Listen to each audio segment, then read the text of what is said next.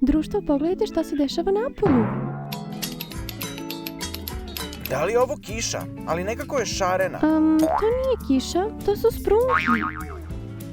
Društvo, vidite li ovo? Sprunki padaju s neba, pravi sprunki.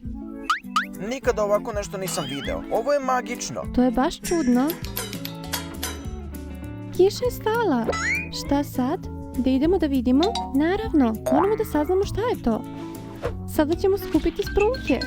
Nema ih toliko koliko sam mislio. Moramo dobro da potražimo.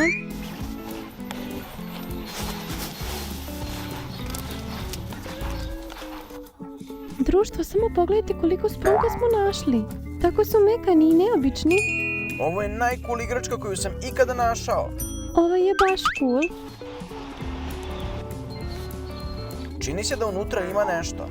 Da, i ja to osjećam. Kao da ima nešto tvrdo unutra. Hajde da ih presečemo i pogledamo. Šta? Ali to su igračke. Šteta da ih pokvarimo. Ma Leo, možemo ih posle zašiti. Šta ako ima nešto zanimljivo unutra? Amelka je u pravu, nisu tek tako pali s neba. Dobro, ali samo pažljivo. Odlično, da vidimo šta je unutra.